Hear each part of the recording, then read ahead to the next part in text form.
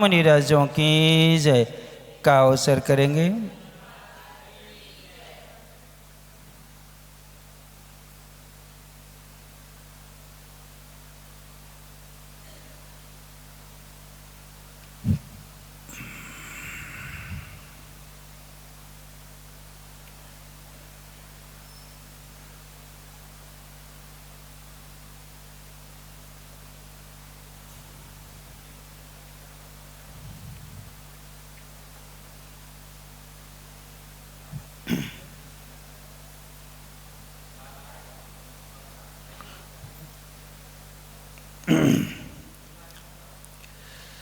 एकी भावं गतियोमयः यः स्वयं कर्मिबन्धो घोरमि दुःखं भवगतो दुर्निवारः करोति तस्याप्यस्य त्वयि निरभे भक्तिरुन्मुक्तये चेत् जेतुं शक्यो भवति न तया को परस्तापे हेतुः।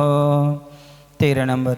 शुद्धे ज्ञाने शुचिने चरिते सत्यपि त्वय्यनीचा भक्तिर्नो चेदनवधि सुखा वंचिका कुञ्चिकेयं शक्योद्घाटं भवति हि कथं मुक्तिकामस्य पुंसो मुक्तिद्वारं परिदृढमः मोहमुद्रा कवाटं प्रच्छन्नः खल्वयमगमयै रन्धिकारैः समन्तात् पन्थामुक्तेः स्थिपुटितपदः क्लेशगर्तैरगाधैः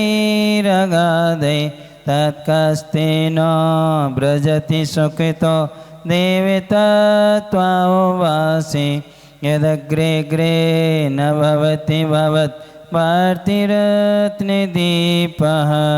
आत्मज्योतिर्निधिरनवधेर्द्रष्टुरानन्दहेतुः कर्मक्षोणी पटलपिहितो यो न वाप्यः परेषां हस्ते कुर्वन्ति नतिचिरतस्तं भवद्भक्तिवाजा स्तोत्रैर्बन्धा प्रकृतिपरशो दाम धात्री खनेत्रैः। कल अपन ने परसों पढ़ा था कि हे भगवान, आपके वचन की प्रवृत्ति किसी दूसरों के अन्य लोगों के समान नहीं है। आपके वचन छायक हैं, अनंत ज्ञान वाले हैं और जितने शब्द हैं उनका ज्ञान छाओसमिक है, इंद्रिय जन्य होने से पराधीन है। इसलिए हे भगवान, आप अनंत गुणों के स्वामी हैं, आपकी स्तुति करने में हम समर्थ नहीं है। फिर भी भक्ति के वशीभूत हो करके हम जो आपकी भक्ति कर रहे हैं उस भक्ति रूपी अमृत से भरे हुए उद्गार जो निकलते हैं वह स्तुति करने वाले को इच्छित फल देने के लिए कल्पवृक्ष के समान क्या होते हैं, समर्थ होते हैं। अब यहाँ दे रहे हैं 22वें नंबर काव्य में कि वीतरागता क्या कहलाती है, अर्थात 18 दोषों से रहित या मोहिनी कर्म से जो रहित होते हैं उनका स्वभाव कैसा होता है। कोपावेशो नातौ क्वापि देव प्रसादो व्याप्तं चेतस तविहि परमोपेक्ष्यै वानपेक्षं आज्ञावश्यं तदपि भुवनं सन्निधिर वैरहारी क्वैवं भूतं भुवनतिलक प्राभवं त्वत्परेषु कोपावेशो नातौ क्वापि देव प्रसादो व्याप्तं चेतस् तभिः परमो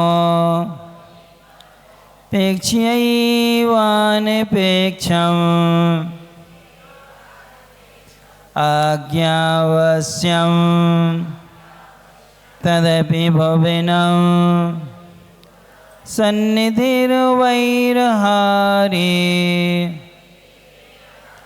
क्वैवं भूतं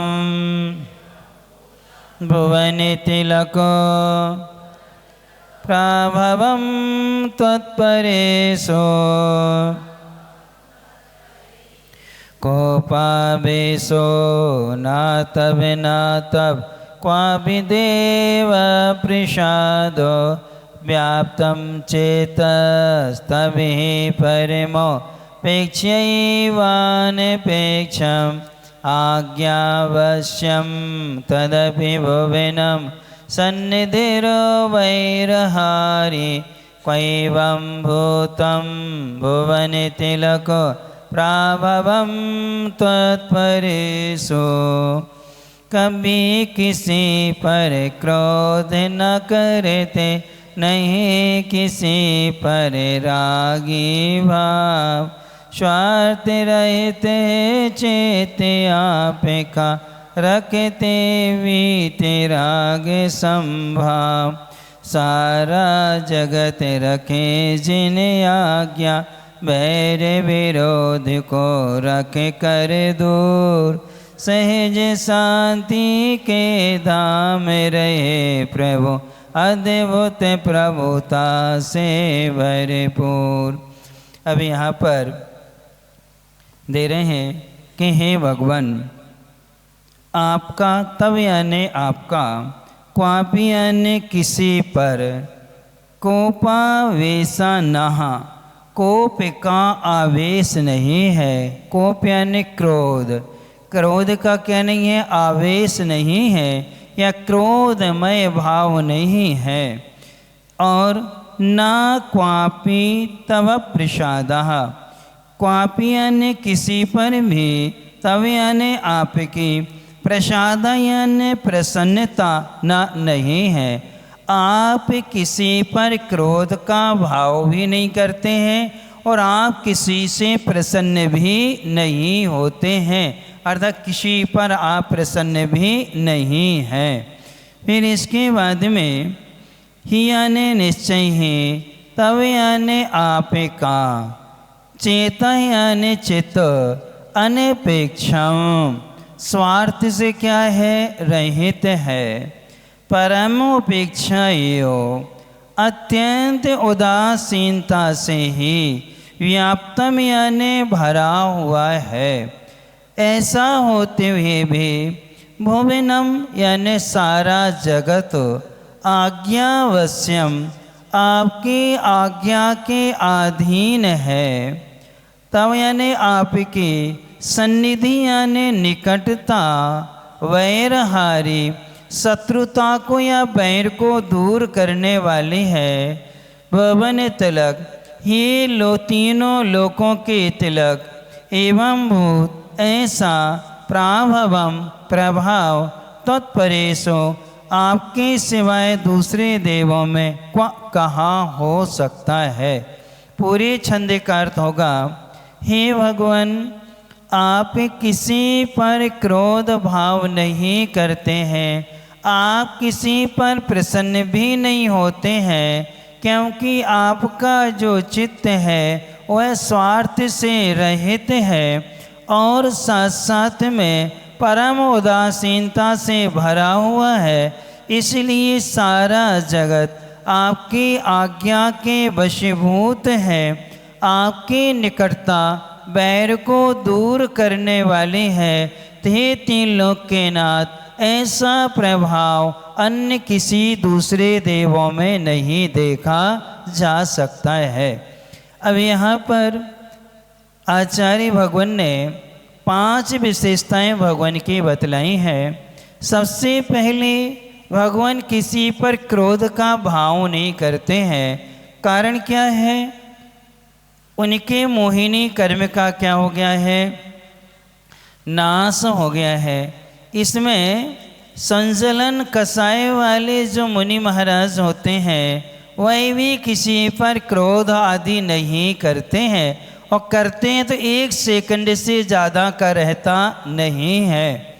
उसमें भी अभिप्राय जो है अपने निजी स्वार्थ के लिए किसी को नहीं डांटते हैं, सिर्फ धर्म के मार्ग पर लाने के लिए या आपकी गलती को सुधार करने के लिए क्या करते हैं, डांटते हैं।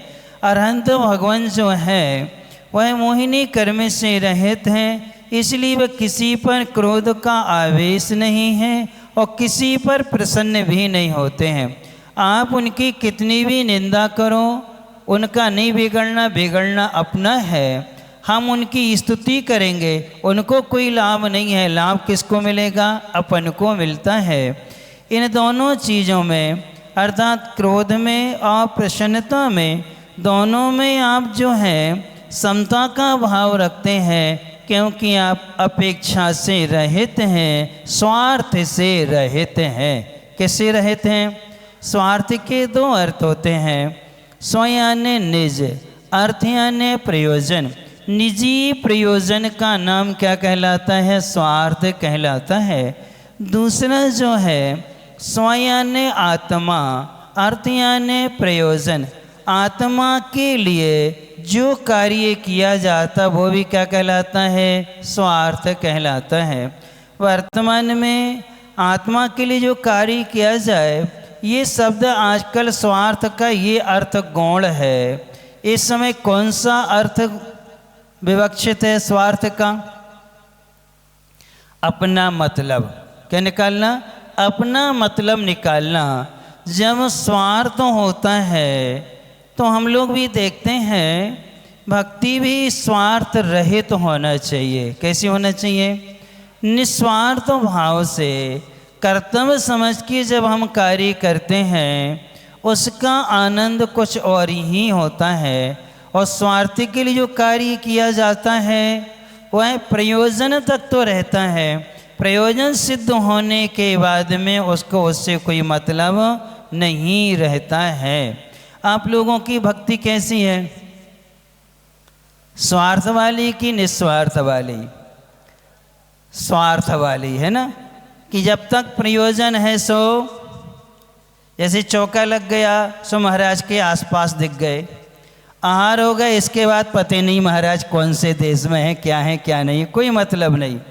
यानी 2-4 ही श्रावक होंगे या 2-4 ही श्राविकाएं होंगी जिनको साधु से प्रयोजन होता है, बाकी सब अपना अपना मतलब निकाल करके क्या हो जाते हैं, फ्री हो जाते हैं। तो कहा है यदि आपकी भक्ति मधुमक्खी जैसी है, मधुमक्खी फूल पर तभी बैठती है जब उसको रस चाहिए होता है, रस लेकर के जाएगी, उसके बाद में दोबारा आने का कोई काम नहीं है। तो ऐसी जो भक्ति होती है वह भक्ति हमारे लिए सदगति का कारण न बन के दुर्गति का क्या बनता है, कारण बनती है। इसलिए यहाँ पर अनपेक्षम यानी स्वार्थ से रहित हमारी भक्ति होनी चाहिए। और जब जो व्यक्ति स्वार्थ से रहित होता है 2 प्रकार का संयम होता है, एक उपेक्षा संयम होता है, एक अपेक्षा संयम होता है। महापुरुष जो होते हैं वो उपेक्षा संयम को धारण करते हैं, उत्सर्ग मार्ग जिसे कहते हैं। जैसे बाहुबली जी ने धारण किया था उपेक्षा संयम। अब हमें किसी से कोई मतलब तो केवल ज्ञान नहीं होगा तब तक हमें किसी से कोई प्रयोजन नहीं, ना आहार से प्रयोजन है ना व्यवहार से, कोई चीज़ से प्रयोजन अपने आत्म ध्यान में क्या है, लीन हो गए, ये उत्सर्ग मार्ग कहलाता है। इसी प्रकार से अपने संघ में आचार्य महाराज ने भी 87 तक यथालब्ध आहार संघ में होता था। महाराज लोग आके चौके में आते थे, पूरी भक्तियाँ होती थी, उन्हें अंजलि ऐसी खोल दी, अब इस अंजलि में तुम जल दे दो, चाहे दूध दे दो, रोटी ग्रास, तुम जो देते जाओगे शोधन करके वो क्या ले। अब कोई इशारा नहीं करेंगे हमें इतना ही जल लेना है, इतना ही दूध लेना है, या इतनी ग्रास लेनी, इतनी चीज़ लेना, कोई इशारा नहीं। उनके अंजलि क्या है, खुलिया। ये श्रावक का विवेक है कि कितना पानी देना, कितना दूध देना, कितनी रोटी सब्जी फल आदि जो जो लेते हैं, किसकी मात्रा में कौन कौन सी कितनी चीज़ देना है, ये श्रावक का विवेक है। तो ये आगम्य है, क्योंकि पहले श्रावक लोग अपने घर में शुद्ध भोजन बना करके क्या करते थे, आहार करते थे। उनको मालूम था एक टाइम भोजन करना है, कौन सी वस्तु कितनी मात्रा में हमें लेना है, ताकि हमारे 24 घंटे अच्छे से निकल जाएं। उसी विवेक से क्या कराते थे वो महाराज के आहार करा देते थे। जब देखा श्रावक अविवेकी हैं, अब उनने शुरू में दूध चलाया, महाराज ने कुछ नहीं कहा, दूध देते रहे, इसके अलावा कुछ दिया ही नहीं। और उन्हें पानी चलाना शुरू, महाराज जी लेते जा रहे, अंजलि ऐसे कहते पानी देते जा रहे, और कोई चीज़ दी नहीं। मालूम चला कि नहीं जो तुम दोगे, उनने रोटी चालू कर दी, वही देते रहे। दूसरी चीज़ कि महाराज जी आपने कुछ किया ही नहीं, ऐसा कुछ किया ही नहीं। तो साधु लोग अस्वस्थ रहने लगे। क्या रहने लगे, अस्वस्थ होने लगे। अस्वस्थता के कारण से संयम छूटने तक की स्थिति बनने लगे। तब आचार्य श्री ने कहा अब उत्सर्ग मार्ग ना करके अपवाद मार्ग करना, इशारा करना नहीं कि हमें क्या चाहिए, लेकिन जो दे रहा है जितना लेना ले लिया, अंजलि क्या कर लो, बंद कर लो। बदल के जो ले देना है तो वो दे देगा। अब आपको ये नहीं कहना ये ले आओ, ये लाओ, ये लाओ, ये इशारा नहीं करना। ये कहलाता है कौन सा संयम, अपेक्षा संयम। और जो पहले आपको बताया वो क्या कहलाता है, उपेक्षा संयम। श्रावक के ऊपर निर्भर है। किसके ऊपर निर्भर है, श्रावक के ऊपर है। अब उनके 10 बार खाने वाले हैं, अब ये क्या समझेंगे कि एक टाइम की चर्या में हमें कैसे क्या करना है। इसलिए कई बार जो है जो तीर्थंकर होते हैं ये उपेक्षा संयम का पालन करते हैं, अर्थात ये परम उदासीन होते हैं। संसार शरीर भोगों से विरक्त होना उदासीनता कहलाती। किससे, संसार से, शरीर से और भोगों से पूर्णतः विरक्त हो जाना, उसका नाम क्या कहलाता है, उपेक्षा संयम कहलाता है। यानी कि कोई भी अपेक्षा श्रावकों से रहती नहीं है, क्योंकि आचार्य श्री ने कहा था श्रावकों की संगति, किनकी, श्रावकों की संगति जंग लगे लोहे के समान है। किसके समान है, जंग लगा हुआ लोहा है।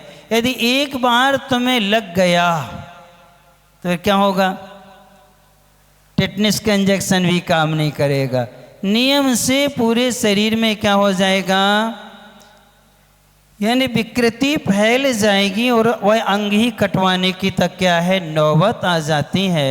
इसीलिए उपेक्षा, अपेक्षा भी नहीं और उपेक्षा नहीं, मतलब राग भी नहीं और द्वेष भी नहीं।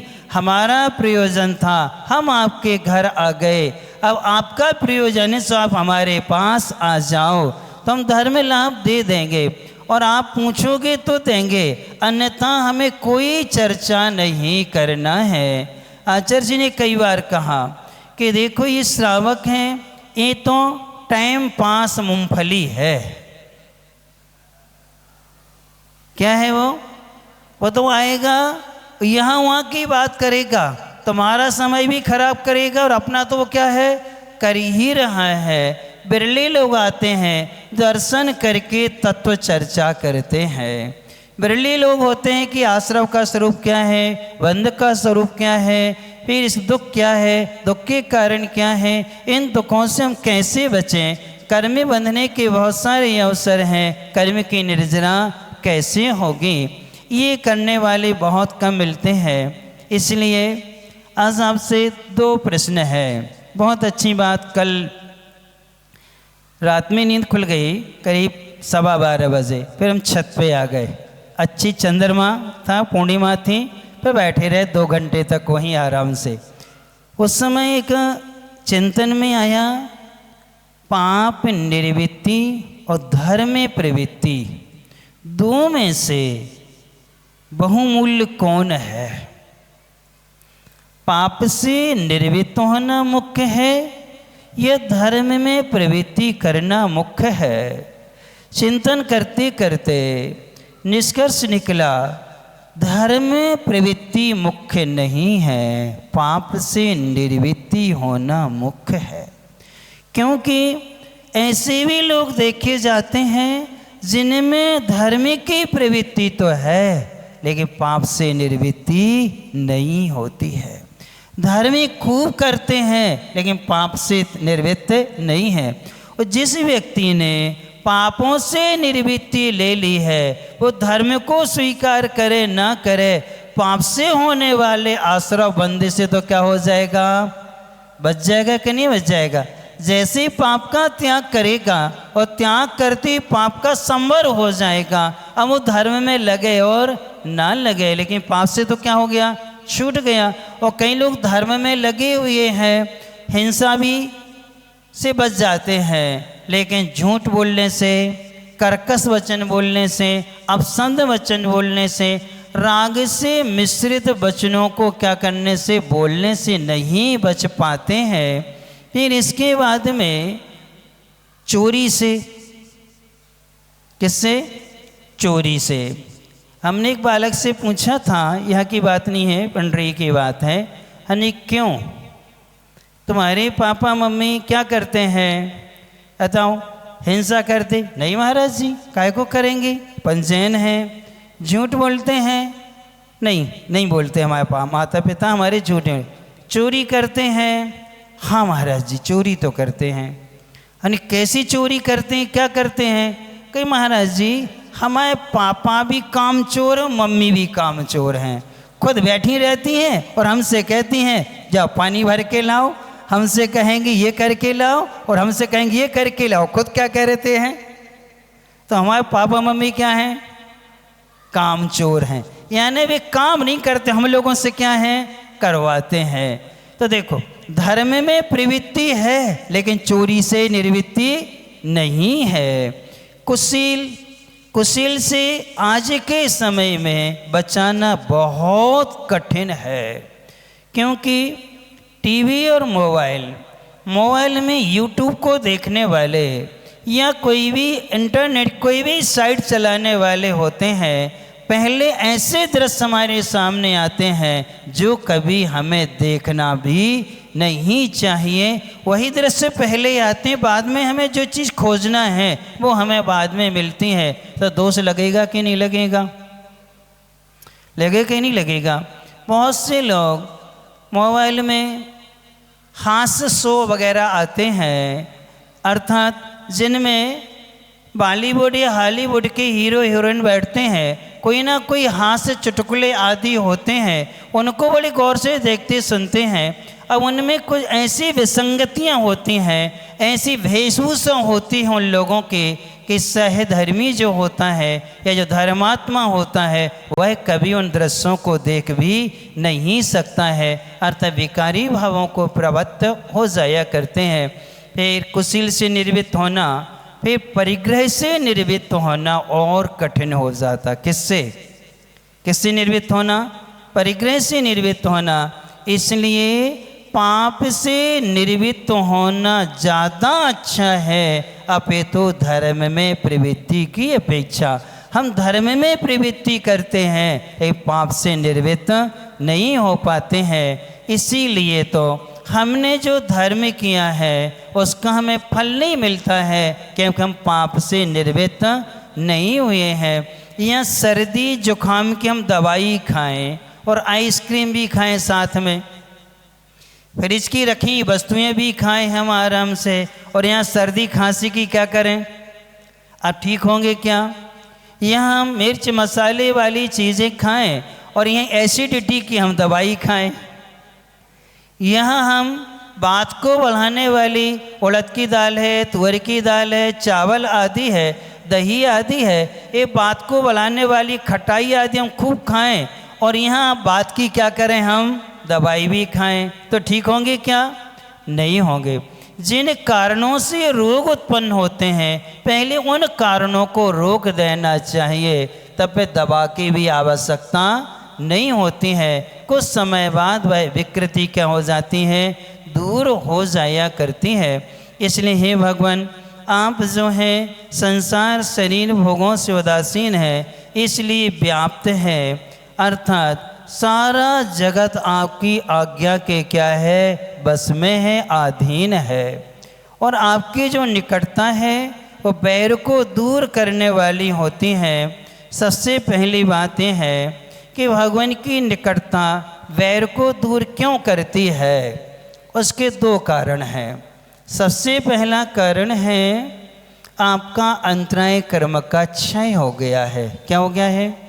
अंतराय कर्म का क्षय हो गया।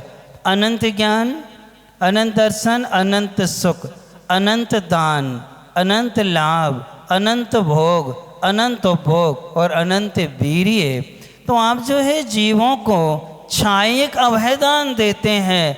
इसलिए आपके समोसरण में परस्पर जिनका विरोध है वो भी एक साथ बैठ के क्या करते हैं, पानी पीते हैं। यहाँ तक कि शेरनी का जो शावक होता है वो गाय का दूध पीने लगता है और गाय का बछड़ा शेरनी का दुग्धपान करने लगता है। गरुड़ और सर्प एक साथ बैठते हैं, नेवला और सांप एक साथ बैठते हैं, मोर और सर्प एक साथ क्या हो जाते हैं, समोसन में सब बैठ जाते। परस्पर बैर को क्या है, क्यों? आपने क्षायिक 9 लब्धियों में एक अभयदान जो है वह मिल जाता है। एक दूसरा है आपकी परम सुख लेस्या है। कौन सी लेस्या है? परम सुख लेस्या के कारण भी परस्पर का बैर क्या हो जाता है, दूर हो जाता है। और नीतिकारों ने लिखा है, जिन्हें बिंब के निकट आकर के, वीतरागी गुरु के निकट आकर के या अरहंत भगवान के पास आकर के भी यदि आपका बैर दूर नहीं होता है तो समझना आप अभव्य हैं। कौन है? अभव्य है कि अभव्य को इन सबका कोई प्रभाव नहीं पड़ता है। ये प्रभाव पड़ता है तो किसको पड़ता है? भव्य जीवों को इसका क्या है, प्रभाव पड़ता है। इसलिए आप जैसा प्रभाव किसी का नहीं है। आपके आज्ञा के अधीन तीनों लोक होते हैं। क्या कारण है? हम लोग 12th में थे, एक सर थे त्रिवेदी जी, उन्होंने अच्छी केमिस्ट्री बहुत अच्छी पढ़ाते थे वो, और 9 से 12 तक के उनके सबके अलग अलग क्या थे, पीरियड थे। उनने कभी किसी को चांटा नहीं मारा और ना कभी किसी को डांटा। यदि वो प्रेयर स्थल पर वो आ जाए और वो खड़े हो गए तो सुई भी गिर जाए तो आवाज़ आती थी। और यदि वो हम लोगों को बाजार में कहीं नज़र आ गए, दूर से दिख भी गए तो हम लोग सब छोड़ छाड़ के छिप जाते थे, भाग जाते थे, इतना डर लगता था। लेकिन उन्होंने कभी किसी को डांटा नहीं, कभी किसी को मारा नहीं। क्लास में आए 1 सेकंड भी खराब नहीं करेंगे। कितने बच्चे हैं, क्या हैं, कोई मतलब नहीं, आते ही साथ में पढ़ाना शुरू कर देंगे और पढ़ाते पढ़ाते कहेंगे ये बताओ तुम्हें समझ में आया कि नहीं। एक बार नहीं 3 बार हम समझाएंगे, आपको ट्यूशन नहीं जाना। क्या नहीं करना? ट्यूशन नहीं जाना, क्योंकि गवर्नमेंट हमारे लिए तनख्वाहें देती है, इसलिए हम यहीं आपको पढ़ाएंगे। तो उनका ये प्रभाव था, अर्थात वो ना किसी से अपेक्षा और न किसी से उपेक्षा। तो सभी लोग क्या करते थे उनसे, हम सब लोग उनसे सबसे ज़्यादा क्या लगता था, डर लगता था। क्यों? वो अपना कर्तव्य करते थे, स्वार्थ बिल्कुल नहीं था। और जो प्रिंसिपल जी थे उनसे कोई नहीं डरता था। क्यों? वो स्वार्थी थे। क्या करते थे? स्वार्थी थे। क्यों? बुलाते थे, क्यों तुम्हारी काय की दुकान है? सर किराने की है। अच्छा अच्छा अच्छा, बस आ जाएंगे दुकान पर, सामान ले जाएंगे। 1 महीने की जगह 2 महीने में पैसे देते थे। और वो हम लोगों की कभी एब्सेंट भी नहीं डलने देते थे और प्रैक्टिकल में नंबर अपने आप मिल जाते थे। अब उनको हमसे स्वार्थ, हमारा उनसे क्या था, स्वार्थ था। इसलिए तो फिर परिपक्वता या ज्ञान में क्या नहीं आ पाती है, पूर्णता नहीं आ पाती। क्यों? दोनों का एक दूसरे से क्या है, स्वार्थ है। इसलिए कोई नहीं डरता था। और वो सर इतने स्ट्रिक्ट थे, न डांटना न मारना न कुछ करना, लेकिन उनसे क्या थे सब, क्योंकि वो कर्तव्य करते थे।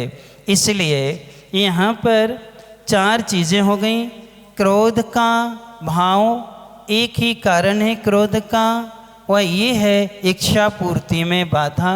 और भगवान ने अपनी सारी इच्छाओं को क्या कर लिया है, जीत लिया है। जिसने इच्छा को जीत लिया है उसको कभी क्रोध नहीं आता है। प्रसन्न कौन होता है? जिसने मान कसाई को जीत लिया है, वो कितनी भी स्तुति करो वो कभी प्रसन्न नहीं होगा। और जिसने मान को नहीं जीता है, प्रशंसा करने वाले पर क्या करेगा, वो खुश हो जाएगा। और निंदा करने वाले पर क्या हो जाएगा, वो रुष्ट होगा। तो मान कसाई को आपने जीत लिया है, इसलिए आप किसी पर प्रसन्न नहीं होते हैं। इसलिए आप क्या हैं, स्वार्थ से रहित हैं। अपने परिवार के संबंध कैसे हैं? कमला चलत न पैड, मर घट तक परिवारा। स्त्री कहाँ तक? दहेरी तक। परिवार वाले कहाँ जाएंगे? मरघट तक। इसके बाद सब क्या हैं, अपने अपने सुख को रोवे। किसके लिए रो रहे, ये बताओ, किसके लिए रो रहे, किस लिए रोते, सही सही बताओ। ये सोच के कि धन्य है तुमने जिंदगी में धर्म नहीं करो, अब तुम मर के नरक गई हुई हो, नरकों में तुम्हारी बड़ी दशा हो रही हुई है, इसलिए रोते ना, इसीलिए रोते ना। फिर काय गुलाने रोते, क्या किस लिए रोते हो ये बताओ।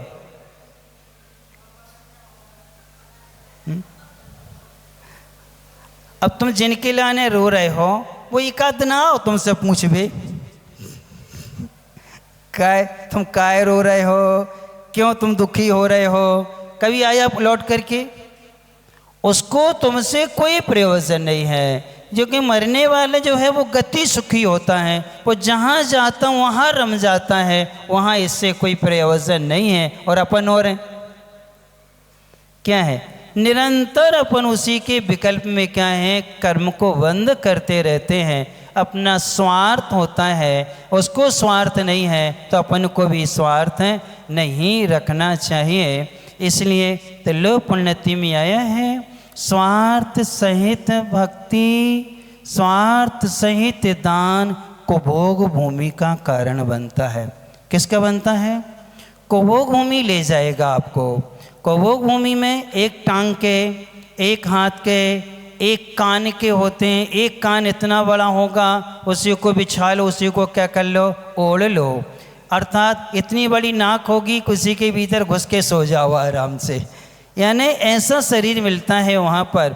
उल्लू के चेहरा मिलेगा, मनुष्य का शरीर चेहरा उल्लू का होगा, मनुष्य का शरीर और क्या होगा, तोते आदि का, मगर आदि का या बैल आदि का, इनका अपना क्या होता है, चेहरा होता है। वो सब क्या कहलाती है, कुभोग भूमि। स्वार्थ सहित भक्ति करने से हमारे लिए क्या मिलती है, कुभोग भूमि। और निस्वार्थ भाव से करेंगे उत्तम भोग भूमि। कौन सी मिलती है, उत्तम भोग भूमि मिलती है, अथवा स्वर्ग की संपदा भी क्या है, मिला करती है। इसलिए हे भगवान, आप किसी पर आज्ञा देते नहीं हैं, लेकिन आपका जो प्रभाव है, कर्म की 63 प्रकृतियों का नाश हो जाने से बिना बुलाए ही सब आपकी शरण में क्या हैं, आ जाया करते हैं।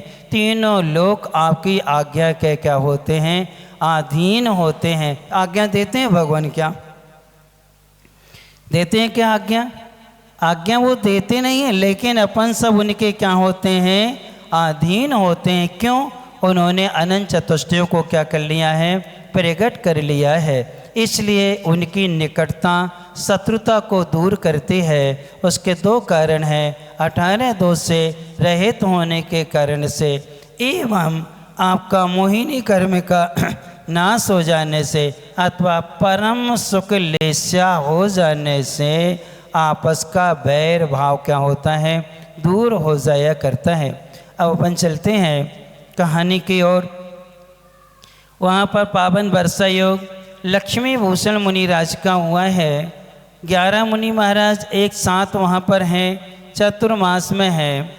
वो महाराज मासोपासी हैं, महीने में एक दिन आहार के लिए निकलते हैं। और एक महाराज नहीं, 11 ही महाराज का नियम है। कितने महाराजों का? 11 महाराजों का नियम है, लेकिन सब एक साथ नहीं बैठते हैं। आज जो महाराज निकले हैं शेष 10 नहीं निकलेंगे, कल जो निकलेंगे शेष 10 नहीं निकलेंगे, परसों जो निकलेंगे वो नहीं निकलेंगे। सब एक एक दिन आहार करते और एक एक महीने का क्या करते हैं, प्रत्याख्यान करते जाते हैं। जब ये सारी वार्ता राजा गुणपाल को मालूम हुई, सारी सभा के सामने रख कर के बात रखी। उस समय गुण मंजरी को तैयार किया और गुण मंजरी को तैयार करते हुए अमर ने स्वीकार किया। महाराज से पूछा, विवाह हमने इसके साथ किया था। तब महाराज ने कहा, ये तो छद्म भेष में था। कौन था? स्त्री का स्त्री के साथ विवाह हुआ है और वह विवाह नहीं माना जाता है। समवेद में अपने जैनागम में विवाह नहीं कहा गया है, इसलिए यह निर्दोष है, शीलवती है। और छद्म भेष में रह करके दोनों ने ब्रह्मचर्य का क्या किया है, पालन किया हुआ है। एक दूसरे से विवाहित होकर के भी दूरी बना के रखी है। इसलिए पुनः अमर का क्या होता है, गुण मंजरी के साथ में क्या होता है, विवाह हो जाता है। और गुण मंजरी को अमर स्वीकार करते हैं, अमर गुण मंजरी को स्वीकार कर लेते हैं। जब विवाह होने के बाद में सारा रहस्य सामने आ जाता है। रत्न जटी विद्याधर इन सब के अनुमोदना करता है और उसकी प्रेरणा को पा लेते हैं। अब वहाँ से चतुर्मास चल रहा है और चतुर्मास पूरा होता ही है। दीपावली के दिन निष्ठापन होते हैं और महाराजों के आहार होते हैं और ये लोग अपने घर जाने की तैयारी करते हैं। तब राजन गुणपाल कहते हैं, हमें एक सहारा था, हमने विमल यश को अपनी पुत्री दी थी कि आगे कुल परंपरा को निर्वाह करेंगे। तब उन्होंने कहा, महाराज हमें तो अपने घर जाना है, क्योंकि नीति है जननी और जन्मी भूमि स्वर्ग से भी बढ़ के होती है। यह सब कुछ अच्छा है, लेकिन हमारे माँ और पिता, उनको वचन हमने दिया था हम 12 वर्ष बाद लौट के आएंगे, लेकिन 13 वर्ष हो गए हैं। इसलिए हमें तो कहाँ जाना है, अपनी जन्मभूमि जाएंगे, अपनी माँ से मिलेंगे। राजा गुणपाल को बहुत दुख होता है। तब मृत्युंजय जो सेनापति था उसको अमर कहता है, और सुंदरी जो थी विमलयस, अब वो कहता है, देखो अभी तो हमने आपको सेनापति बनाया था, आज से हम तुम्हें यहाँ के राजा नियुक्त करते हैं। और गुणपाल जी जब तक रहेंगे ठीक है, उसके बाद राज्य के उत्तराधिकारी तुम ही रहोगे। कौन? मृत्युंजय। तब वो कहते हैं, गुणपाल जी शुभस्य शीघ्रम, शुभ कार्यों विलंब नहीं करना चाहिए। अपना मुकुट वो मृत्युंजय को राजा बनाते हैं और राज्य गुणपाल दीक्षा ले लेते हैं लक्ष्मी भूषण महाराज से। क्या लेते हैं? उन महाराज से क्या लेते हैं? वो दीक्षा लेते हैं। उनके साथ में नगर के 100 सामंत और क्या करते हैं? दीक्षा लेते। किनसे? वहाँ पर 101 दीक्षाएं होती हैं। तब महारानी कहती हैं, महाराज हमें कोई मार्गदर्शन मिल जाए, मैं भी संसार में मैं राज्य में मैं भी नहीं रहना चाहती हूँ। तब महाराज उनको उपदेश देते हैं कि तुम यहाँ से पूरी दिशा में 25 कोस दूरी पर जाना, तुम्हें वहाँ पर बिंदी श्री नाम की आरिका का संग मिलेगा। वो गणनी आरिका अपनी 200 आरिकाओं के साथ में विहार कर रही हैं। आप वहाँ जाएं और वहाँ जाकर के आप अपना क्या करें, आत्म कल्याण करें। महारानी भी उस ओर बढ़ जाती हैं। गुणपाल जी दीक्षा ले लेते हैं। मृत्युंजय को राजा बना दिया जाता है और राजा बनाने के बाद में लक्ष्मी भूषण महाराज से आज्ञा लेकर के ये समझाते हैं। तब जाते जाते सुर सुंदरी ने कहा, हे स्वामीन, ये तो सब कुछ ठीक है, हमारे लिए ये क्यों भोगना पड़ा इस भव में? मुझे यक्षद्वीप में किस कारण से छोड़ा गया? मेरी ही पति ने मुझे मझधार में क्यों छोड़ा? कैसा मेरा कर्मिक उदय था? प्रत्येक घटना के लिए महाराज बतलाते हैं कि सुनो, इसके पूर्व भाव में तुम सोम शर्मा के घर में थे। सोम शर्मा ब्राह्मण था।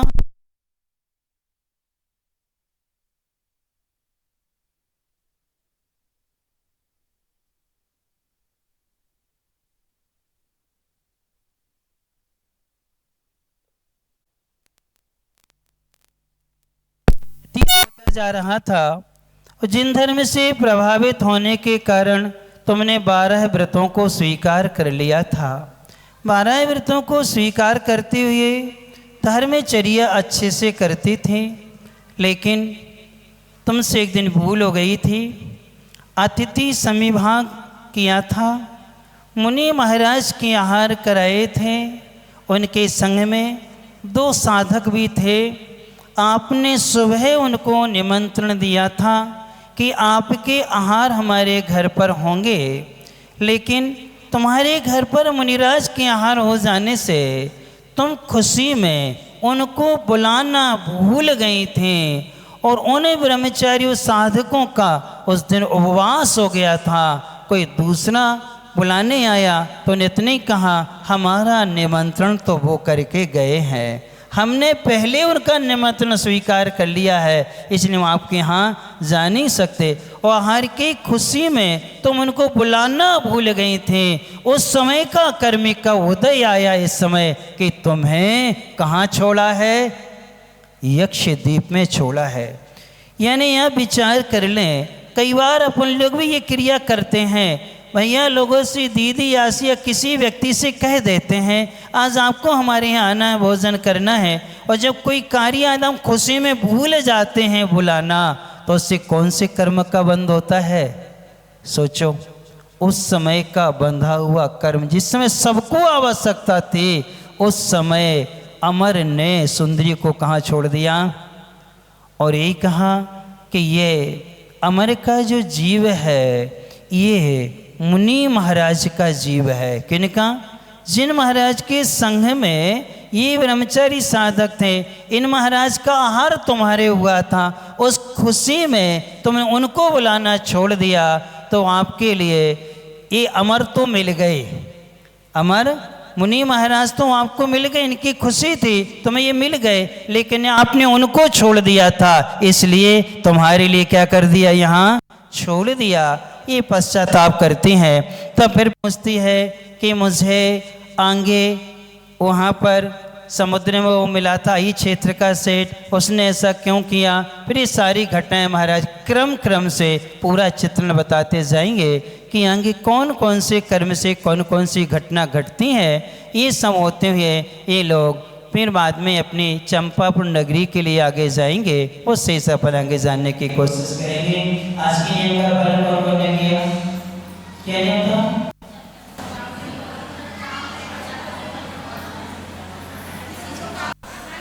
हाँ, सबसे पहले